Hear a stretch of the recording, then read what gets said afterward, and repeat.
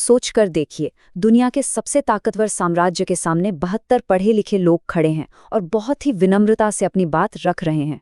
अब ये सोचिए कि यही छोटा सा समूह आगे चलकर उसी साम्राज्य को घुटनों पर लाने वाली सबसे बड़ी ताकत कैसे बन गया। चलिए भारतीय राष्ट्रीय कांग्रेस के इसी कमाल के सफर को समझते हैं। तो इस पूरी कहानी की शुरुआत होती है एक नंबर से, 72। क्या खास है इस नंबर में? ये नंबर उन 72 लोगों का है जो 1885 में बॉम्बे में मिले थे। ये वकील थे, शिक्षक थे, समाज सुधारक थे। और हाँ, ये कोई हाथों में बम लिए क्रांतिकारी नहीं थे। नहीं, ये तो ब्रिटिश साम्राज्य के ही पढ़े लिखे अंग्रेजी बोलने वाले नागरिक थे जो बस चाहते थे कि उनकी आवाज सुनी जाए। तो इस पढ़े लिखे समूह ने काम कैसे किया? उनकी शुरुआती रणनीति थोड़ी हैरान करने वाली थी। वो कोई विद्रोह की प्लानिंग नहीं कर रहे थे, बल्कि वो तो याचिकाएं लिख रहे थे। देखिए, यहाँ एक बहुत जरूरी बात समझनी होगी। अपने शुरुआती दिनों में कांग्रेस ना शहरों के बड़े बड़े हॉलों में होने वाली एक डिबेट की तरह थी। भारत की जो विशाल ग्रामीण आबादी थी, उससे इसका कोई लेना देना नहीं था। ये तो एक एलीट क्लब था जो ऐसी भाषा बोल रहा था, चाहे वो अंग्रेजी हो या राजनीतिक भाषा, जो आम जनता के सिर के ऊपर से निकल जाती थी। उनकी भाषा में वफादारी थी, विद्रोह नहीं। वो साम्राज्य की मेज को पलटना नहीं चाहते थे, वो तो बस उस मेज पर एक कुर्सी चाहते थे। और ये सिलसिला चला पूरे 20 साल तक। जी हाँ, 20 साल लगातार विनम्र निवेदन, प्रस्ताव और याचिकाएं। जरा सोचिए, 2 दशकों तक इतनी शालीनता से अपनी बात रखने के बाद भी जवाब में क्या मिला? बस छोटे मोटे दिखावटी सुधार। जाहिर है, लोगों के अंदर धीरे धीरे एक असंतोष पनप रहा था। और फिर 1905 में अंग्रेजों ने एक ऐसा कदम उठाया जिसने सुलगते हुए असंतोष को एक भड़कती हुई आग में बदल दिया। वो कदम था बंगाल का विभाजन। बस इसी एक फैसले ने कांग्रेस को बीच से तोड़ दिया और उसकी किस्मत हमेशा के लिए बदल दी। देखिए, बंगाल को बांटना सिर्फ नक्शे पर एक लकीर खींचना नहीं था। इसे भारतीय लोगों को बांटने की एक सोची समझी कोशिश के तौर पर देखा गया, और इसका रिएक्शन बिजली की तरह तेज। इसी से जन्म हुआ स्वदेशी आंदोलन का, विरोध का एक ऐसा जबरदस्त तरीका जो अंग्रेजों को वहां चोट पहुंचाता था जहां उन्हें सबसे ज्यादा दर्द होता, यानी उनकी तिजोरी पर। अब इस नई ऊर्जा ने कांग्रेस के अंदर ही एक गहरी दरार डाल दी। एक तरफ थे नरमपंथी, जो अब भी धैर्य और याचिकाओं में ही विश्वास रखते थे, लेकिन अब एक नया जोशीला ग्रुप सामने आया, गरमपंथी। ये लोग अब हाथ जोड़ने से थक चुके थे। वो सीधी कार्रवाई चाहते थे, बहिष्कार चाहते थे और स्वराज यानी अपना राज चाहते थे। और गरमपंथियों की इस नई जोशीली भावना को उनके नेता बाल गंगाधर तिलक की इस गरजती हुई घोषणा से बेहतर कुछ भी नहीं बताता। ये अब कोई निवेदन नहीं था, ये तो एक ऐलाने जंग था। फिर आया 1907 का सूरत अधिवेशन। यहाँ आकर ये वैचारिक तनाव वो उबल पड़ा। अब ये सिर्फ बहस नहीं रही भाई, कुर्सियां तक फेंकी गईं और पार्टी सचमुच 2 टुकड़ों में बट गई। जो एक होकर अंग्रेजों का सामना करने का सपना था, वो बिखर चुका था। तो कांग्रेस टूटी हुई थी और भारतीय राजनीति में एक तरह का खालीपन आ गया था। इसी उथल-पुथल और पहले विश्व युद्ध के बाद एक ऐसी शख्सियत भारत लौटी जिसने आके इस पूरे आंदोलन की परिभाषा ही बदल दी। जब महात्मा गांधी आए तो वो सिर्फ इस बातचीत में शामिल नहीं हुए, उन्होंने इसकी भाषा ही बदल दी। उन्होंने एक जबरदस्त 3 भागों वाली रणनीति पेश की जिसने कांग्रेस को एक एलीट क्लब से उठाकर जनता की असली ताकत बना दिया। असली मोड़ यही था। पहली बार आज़ादी की लड़ाई सिर्फ बड़े बड़े कॉन्फ्रेंस हॉलों में नहीं लड़ी जा रही थी, उसे अब देश की गलियों में जिया जा रहा था। लाखों आम भारतीय, किसान, छात्र, महिलाएं सब अब एक्टिव भागीदार थे। स्कूल कॉलेजों का बहिष्कार हो रहा था, विदेशी सामान जलाया जा रहा था।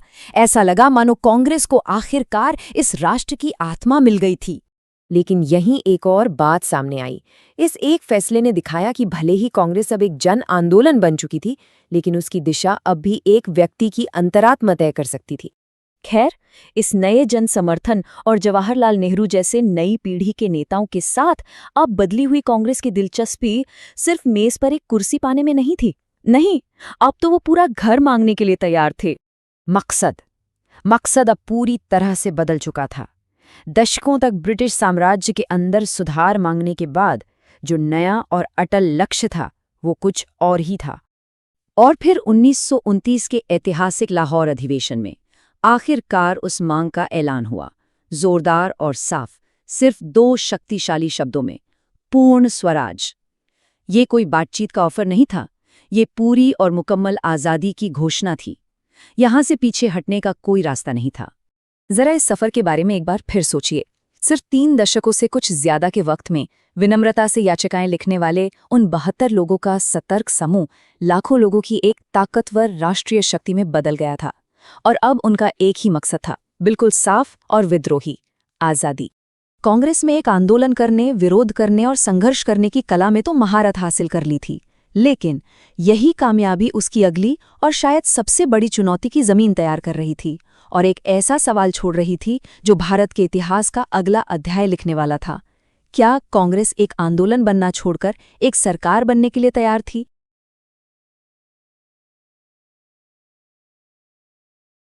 तो बात है 1930 के दशक की।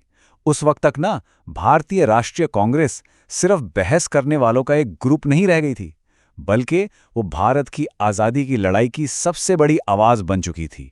ये कहानी उसी बदलाव की है, जब एक आंदोलन खुद सत्ता बन गया।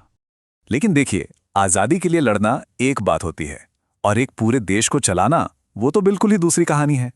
तो सवाल ये उठता है कि क्या होता है जब एक आंदोलन सत्ता में आ जाता है। आइए इस पूरे सफर को जरा समझते हैं। सबसे पहले ये देखते हैं कि कांग्रेस आखिर आज़ादी की लड़ाई की सबसे बड़ी ताकत बनी कैसे। आज़ादी का ये रास्ता, जैसा कि हम जानते हैं, बिल्कुल भी आसान नहीं था। 1930 में जब गांधी जी ने दांडी मार्च में एक मुट्ठी नमक उठाया ना, तो उन्होंने ब्रिटिश साम्राज्य की नींव हिला दी थी। इसके बाद 1931 में गांधी-इरविन समझौता हुआ, और फिर आया 1942 का भारत छोड़ो आंदोलन, जिसने आज़ादी की आखिरी और सबसे बड़ी लड़ाई का बिगुल बजा दिया। इस लड़ाई में लाखों लोग जेल गए, जिनमें जवाहरलाल नेहरू जैसे बड़े बड़े नेता भी शामिल थे। उनके ये शब्द उस दौर के जज्बे और त्याग की पूरी कहानी कह देते हैं। लेकिन पता है, बाहर से कांग्रेस जितनी एकजुट दिखती थी, अंदर उतनी ही बहस और खींचतान थी। सवाल बड़े थे, क्या टकराव का रास्ता सही है या फिर बातचीत से काम चलेगा? कुछ लोगों को लगता था कि कांग्रेस ने कई मौके गंवा दिए, जबकि दूसरों का मानना था कि आंदोलन को एक साथ रखने के लिए ये सब जरूरी था। और अब कहानी सड़कों के संघर्ष से निकलकर सत्ता के गलियारों तक पहुंचती है। साल था 1937, एक ऐसा साल जिसने सब कुछ बदल कर रख दिया। पहली बार कांग्रेस को सरकार चलाने का मौका मिला। इस साल के प्रांतीय चुनावों में कांग्रेस को जबरदस्त जीत मिली। सोचिए, जो लोग कल तक क्रांतिकारी थे, आज वो शासक बन गए थे। अब उन्हें सिर्फ अपने आदर्शों की बात नहीं करनी थी, बल्कि देश की नौकरशाही, कानून और अर्थव्यवस्था को भी संभालना था। ये एक बिल्कुल नई और बहुत बड़ी चुनौती थी। फिर जब दूसरा विश्व युद्ध शुरू हुआ, तो कांग्रेस ने पूर्ण स्वतंत्रता की मांग की और भारत छोड़ो का नारा गूंज उठा। अंग्रेजों ने इसके जवाब में बड़े पैमाने पर गिरफ्तारियां की और लगभग सभी बड़े नेताओं को जेल में डाल दिया। इसके बाद ये आंदोलन अंडरग्राउंड हो गया और आज़ादी की आखिरी लड़ाई बन गया। अब चलते हैं आज़ादी के बाद के उस दौर में, जब एक जख्मी देश को फिर से अपने पैरों पर खड़ा करने की चुनौती सामने थी। आज़ादी तो मिली, लेकिन अपने साथ बंटवारे का एक बहुत गहरा जख्म लेकर आई। अब इस पर ना इतिहासकार अक्सर 2 तरह की बातें करते हैं। कुछ का मानना है कि कांग्रेस ने एक मजबूत भारत बनाने के लिए बंटवारे को एक जरूरी कीमत के तौर पर देखा। वहीं दूसरों का कहना है कि उस समय हालात ऐसे थे कि देश को एक साथ रखने का कोई और रास्ता बचा ही नहीं था। बंटवारे के इस दर्द के बीच एक नए भारत की नींव रखी जा रही थी। एक ऐसा भारत जो धर्मनिरपेक्ष, लोकतांत्रिक और संघीय होगा। और इस महान काम के 2 सबसे बड़े आर्किटेक्ट थे जवाहरलाल नेहरू और सरदार वल्लभ भाई पटेल, जिन्होंने 500 से भी ज्यादा रियासतों को भारत में मिलाया। और इसी दौर में, जिसे कांग्रेस सिस्टम कहते हैं, उसका जन्म हुआ। ये सिर्फ एक पार्टी नहीं थी, समझिए, ये एक पूरा इकोसिस्टम था, जिसमें अंदर ही कई अलग अलग सोच वाले गुट थे और बाहर का विपक्ष इतना कमजोर था कि वो बिखरा हुआ था। इसने भारतीय लोकतंत्र को एक अनोखा आकार दिया, जहां असली राजनीतिक बहस संसद में विपक्ष के साथ कम और खुद कांग्रेस पार्टी के भीतर ज्यादा होती थी। और यहीं से हमें कांग्रेस के इस प्रभुत्व का विरोधाभास दिखाई देता है। मतलब, इस लंबे शासन के फायदे भी हुए और नुकसान भी। प्रधानमंत्री नेहरू का देश के विकास के लिए एक विजन था। पंचवर्षीय योजनाएं लागू की गईं, बड़े बड़े उद्योगों पर जोर दिया गया और सरकारी कंपनियों का विस्तार हुआ। लेकिन इसी के साथ लाइसेंस परमिट राज भी आया, जिसने कंपटीशन को काफ़ी हद तक सीमित कर दिया। कई लोगों का मानना है कि इसकी वजह से देश की तरक्की थोड़ी धीमी पड़ गई। तो आर्थिक मोर्चे पर देश आगे तो बढ़ रहा था, लेकिन अंतर्राष्ट्रीय मंच पर एक बहुत बड़ी चुनौती इंतजार कर रही थी। और फिर आया 1962 का वो साल, एक ऐसा साल जिसने पूरे देश को सच में झकझोर कर रख दिया। चीन के साथ हुए युद्ध में भारत को भारी हार का सामना करना पड़ा। इस हार ने न सिर्फ देश के आत्मविश्वास को तोड़ा, बल्कि नेहरू के नेतृत्व पर भी सवाल उठने लगे।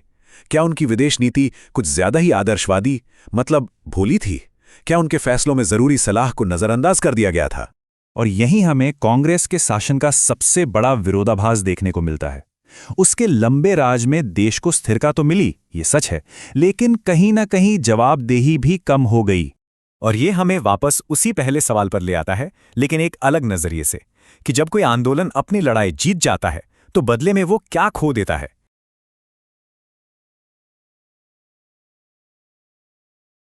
तो चलिए आज भारतीय राजनीति के उन 20 सालों की बात करते हैं जिसने देश की सबसे पुरानी और सबसे ताकतवर पार्टी को हमेशा के लिए बदल कर रख दिया। ये कहानी है पावर की, एक बड़े संकट की और फिर एक जबरदस्त वापसी की। ये कहानी है कांग्रेस की। और ये कहानी एक बहुत बड़े सवाल से शुरू होती है। क्या कोई पार्टी अपने सबसे बड़े, सबसे करिश्माई नेता के जाने के बाद टिक सकती है? जवाहरलाल नेहरू के निधन के बाद कांग्रेस के सामने यही सबसे बड़ी चुनौती थी। उनका दौर खत्म हो चुका था और अब पार्टी के अंदर एक नई जंग शुरू होने वाली थी।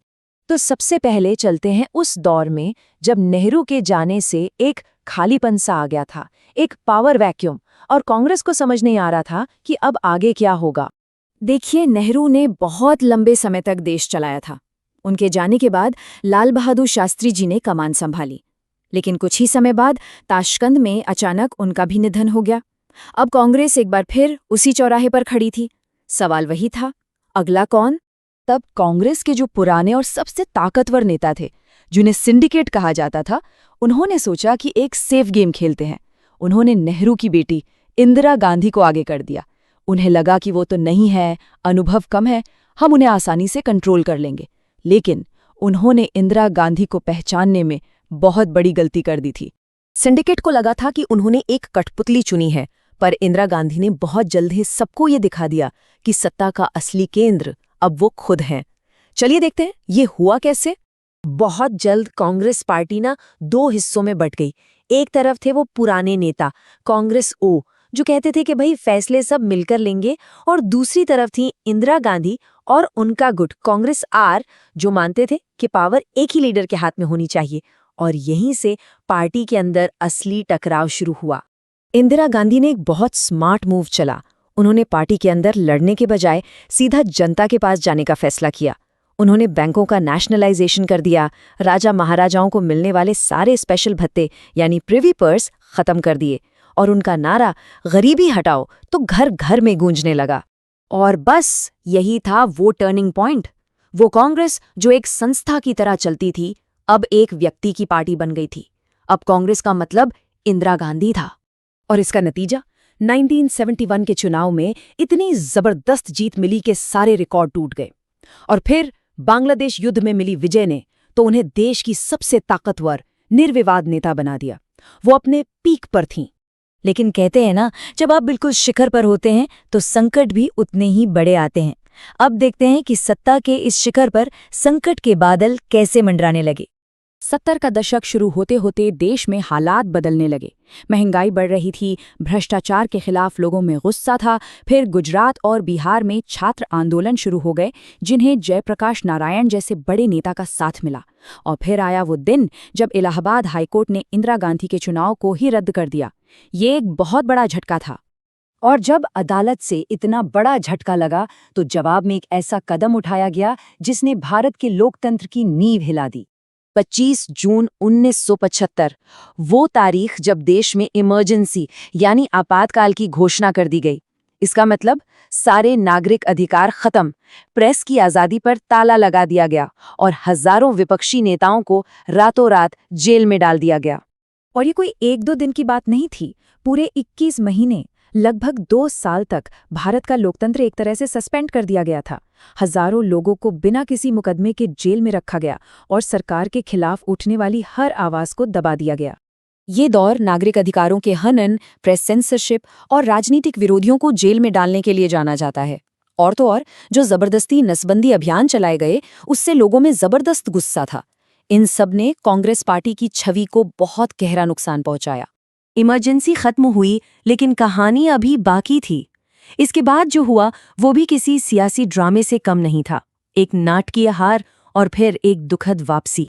जब आखिरकार 1977 में चुनाव हुए तो लोगों का गुस्सा वोटों में दिखा। कांग्रेस, जिसने कभी राष्ट्रीय स्तर पर हार नहीं देखी थी, बुरी तरह हारी। यहां तक कि इंदिरा गांधी खुद अपनी सीट नहीं बचा पाई। लेकिन कहानी यही खत्म नहीं हुई। विपक्ष की सरकार आपसी कलह की वजह से ज्यादा दिन टिक नहीं पाई और फिर 1980 में इंदिरा गांधी ने सत्ता में एक ऐसी चौंकाने वाली वापसी की जिसकी किसी ने उम्मीद नहीं की थी। पर उनका ये आखिरी कार्यकाल भी आसान नहीं था। पंजाब का संकट, ऑपरेशन ब्लू स्टार और फिर उसी उथल-पुथल का अंत उनकी हत्या के साथ हुआ। तो अगर हम इन 2 दशकों को देखें तो कांग्रेस पार्टी का पूरा चरित्र ही बदल गया था। जो पार्टी एक संस्था की तरह चलती थी, वो अब एक व्यक्ति के इशारे पर चलने लगी थी। जहां लोकतांत्रिक स्थिरता की मिसाल दी जाती थी, वहां इमरजेंसी का काला अध्याय लिखा गया। और जो पार्टी कभी हार नहीं सकती थी, उसने हार भी देखी और फिर वापसी भी की। तो हाँ, कांग्रेस पार्टी ने ये तो साबित कर दिया कि वो नेहरू के बिना भी सर्वाइव कर सकती है, खुद को पूरी तरह से बदलकर। लेकिन ये हमें एक बहुत बड़े और गहरे सवाल के साथ छोड़ जाता है कि इस बदलाव की, इस सर्वाइवल की असली कीमत क्या थी।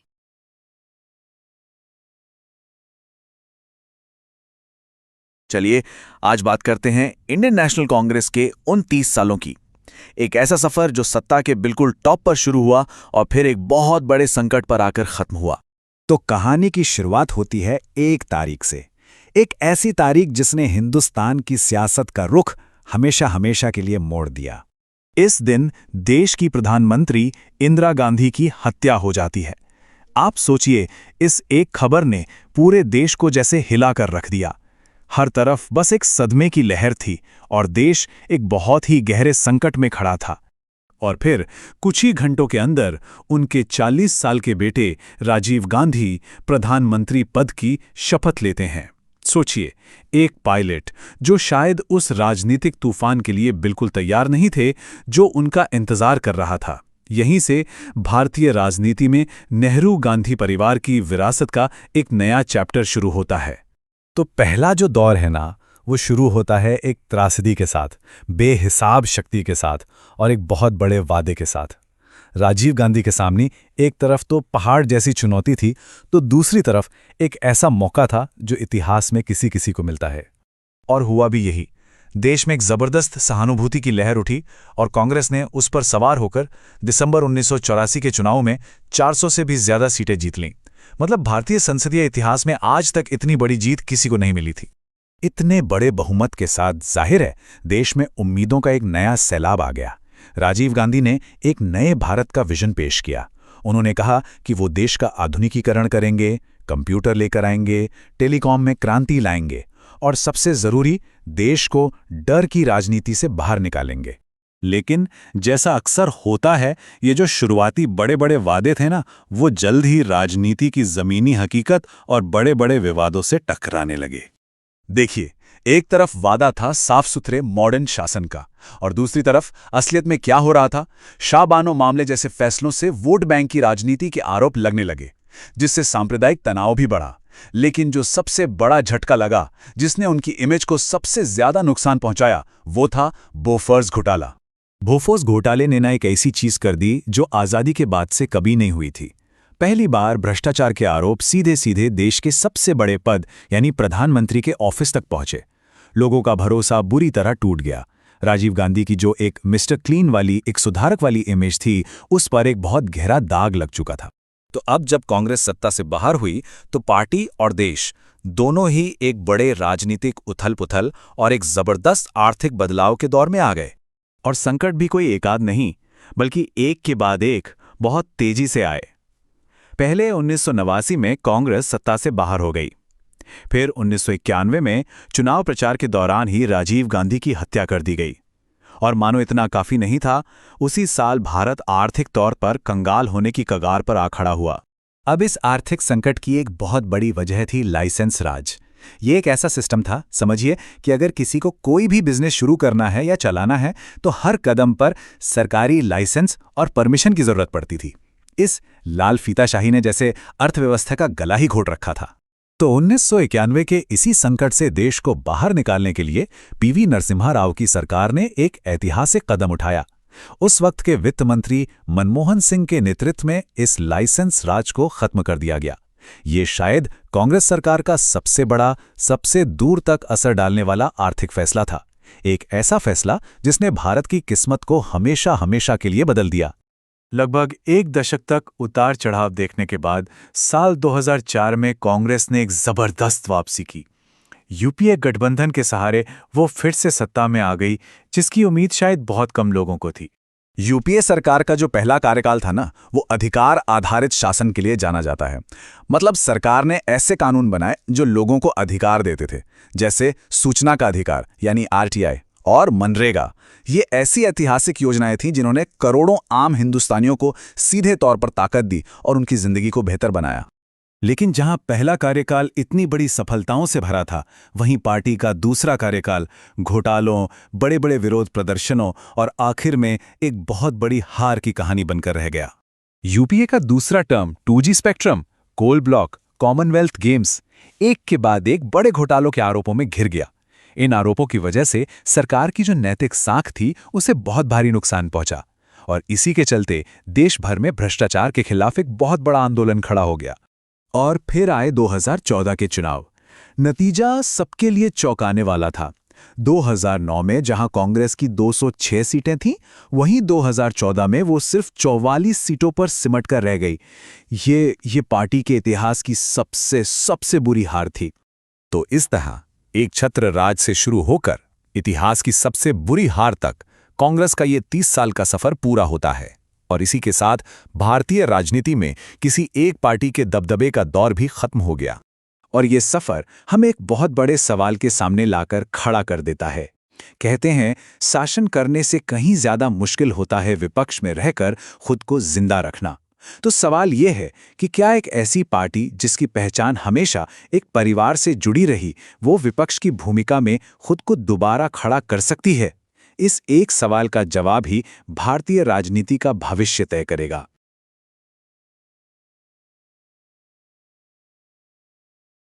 आजाद भारत के इतिहास में ऐसा पहली बार हुआ। भारतीय राष्ट्रीय कांग्रेस, जो पार्टी कभी देश की सियासत का दूसरा नाम हुआ करती थी, वो संसद में अपने सबसे निचले स्तर पर आ गई। आज आलम यह है कि पार्टी खुद अपनी पहचान के लिए जूझ रही है। तो ये सिर्फ एक चुनाव की हार नहीं है, ये एक कहीं ज्यादा गहरा एक स्ट्रक्चरल क्राइसिस है। तो सवाल ये उठता है कि कांग्रेस इस हाल तक पहुंची कैसे और यहां से आगे क्या होगा? इन्हीं सवालों के जवाब ढूंढने के लिए हम इस पूरी कहानी को 5 हिस्सों में समझेंगे। तो चलिए कहानी की शुरुआत करते हैं उस साल से जिसने सब कुछ बदल दिया। बात करते हैं 2014 के उस ऐतिहासिक चुनाव की। राहुल गांधी के नेतृत्व में पार्टी ने एक जोरदार चुनावी अभियान चलाया, लेकिन जब नतीजे आए तो पार्टी को मिली सिर्फ 44 सीटें। जी हां, सिर्फ 44। ये एक ऐसा आंकड़ा था जिस पर यकीन करना मुश्किल था। जरा सोचिए, ये हार कितनी बड़ी थी। एक ऐसी पार्टी जो दशकों तक भारतीय राजनीति की धुरी रही, वो रातों रात हाशिए पर आ खड़ी हुई। ये सिर्फ सरकार जाने की बात नहीं थी, ये तो पहचान का संकट था। इस नतीजे के आते ही पार्टी के अंदर एक जबरदस्त बहस छिड़ गई। सवाल ये था कि आखिर हुआ क्या? क्या ये बस एक चुनावी हार है, एक टेम्परेरी सेटबैक जिससे उभरा जा सकता है, या फिर ये किसी गहरी सिस्टेमिक बीमारी का लक्षण है? तो चलिए इस सवाल का जवाब ढूंढते हैं और शुरुआत करते हैं पार्टी के ऑर्गेनाइजेशनल स्ट्रक्चर से। क्या असली प्रॉब्लम यहीं से शुरू होती है? देखिए, पहले कांग्रेस का मॉडल कैसा था? एक मजबूत सेंट्रल लीडरशिप जो दिल्ली से पूरे देश के नेताओं को कंट्रोल करती थी। हर राज्य में बड़े बड़े क्षत्रप थे और जमीन पर एक मजबूत कैडर नेटवर्क था। लेकिन आज की हकीकत ठीक इसके उलट है। बड़े नेता पार्टी छोड़कर जा रहे हैं, कैडर नेटवर्क लगभग खत्म हो चुका है और बूथ लेवल पर पकड़ ना के बराबर रह गई है। और इस ऑर्गेनाइजेशनल डीके के लक्षण बिल्कुल साफ हैं। पार्टी का पूरा ढांचा आज के ज़माने के हिसाब से आउटडेटेड लगता है। पार्टी के अंदर चुनाव होते ही नहीं और आज भी सारे बड़े फैसले दिल्ली में बैठा हाईकमान ही लेता है। अब जाहिर है इस कल्चर में नीचे से कोई नया लीडर कैसे उभरेगा।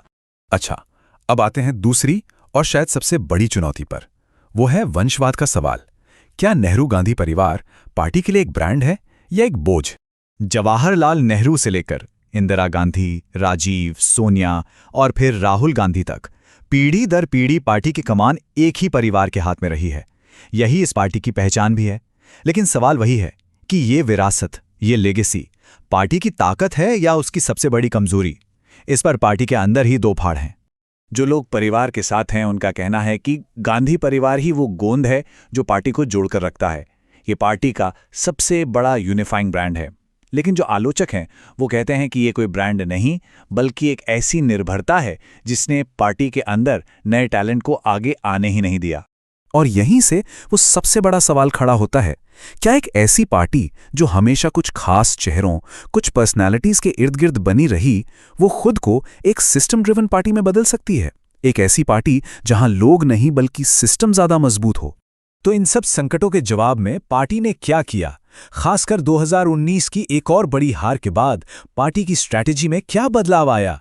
एक बड़ा बदलाव जो देखने को मिला है वो ये है कि कांग्रेस ने अब अपनी रणनीति बदली है। पार्टी अब बंद कमरों और संसद के गलियारों की राजनीति छोड़कर सड़कों पर उतर आई है। भारत जोड़ो यात्रा जैसे जो बड़े इवेंट्स हुए वो इसी नई सोच का नतीजा है। अब सारा फोकस पार्लियामेंट के नंबर गेम पर नहीं बल्कि सीधे जनता से जुड़ने पर है। लेकिन एक और मोर्चा है जहां पार्टी थोड़ी कंफ्यूज दिखती है और वो है आइडियोलॉजी का। तभी पार्टी सेकुलरिज्म की बात करती है तो कभी वेलफेयर स्कीम्स पर जोर देती है, कभी सोशल जस्टिस की बात होती है तो कभी संविधान बचाने की। इस चक्कर में पब्लिक तक एक क्लियर मैसेज नहीं पहुंच पाता। और देखिए, राजनीति का एक सीधा सा उसूल है कि क्लैरिटी हमेशा कंफ्यूजन पर भारी पड़ती है। कांग्रेस की ये जो आइडियोलॉजिकल फ्लेक्सिबिलिटी है वो अक्सर एम्बिग्विटी यानी अस्पष्टता की तरह दिखती है और ये उन विरोधियों के सामने एक बड़ी कमजोरी बन जाती है जिनका मैसेज एकदम क्रिस्टल क्लियर होता है। तो आखिर में बात करते हैं कांग्रेस के भविष्य की, एक ऐसी विरासत जो आज एक बड़े चौराहे पर आ खड़ी है। देखिए, कांग्रेस की विरासत एक दोधारी तलवार की तरह है। एक तरफ ये वो पार्टी है जिसने देश को आज़ादी दिलाई, जिसने संविधान बनाया, जिसने इकोनॉमी को लिबरलाइज किया। लेकिन दूसरी तरफ ये वो पार्टी भी है जिस पर करप्शन के बड़े बड़े आरोप लगे और जिसने अपना दबदबा पूरी तरह खो दिया। और आज इसकी पूरी की पूरी लेगेसी ही दांव पर लगी है। तो आज कांग्रेस की लड़ाई सिर्फ एक और चुनाव जीतने की नहीं है। असली लड़ाई है इस नए दौर की राजनीति में रेलेवेंट बने रहने की। ये कांग्रेस के लिए सबसे बड़ा टेस्ट है कि क्या वो वक्त के साथ खुद को बदल सकती है। और ये बात हर बड़ी संस्था पर लागू होती है कि सिर्फ इतिहास के दम पर आप टिके नहीं रह सकते। संस्थाएं चाहे कितनी भी पुरानी या महान क्यों ना हो, जिंदा रहने के लिए उन्हें बदलना ही पड़ता है। सिर्फ विरासत के नाम पर वोट नहीं मिलते। कहा जाता है कि कांग्रेस की कहानी असल में भारत के लोकतंत्र की ही कहानी है, जिसमें विवाद भी हैं, कमियां भी हैं, लेकिन जो आज भी कायम है। और शायद इसीलिए भारतीय राष्ट्रीय कांग्रेस का भविष्य क्या होगा, ये कहानी अभी लिखी जानी बाकी है।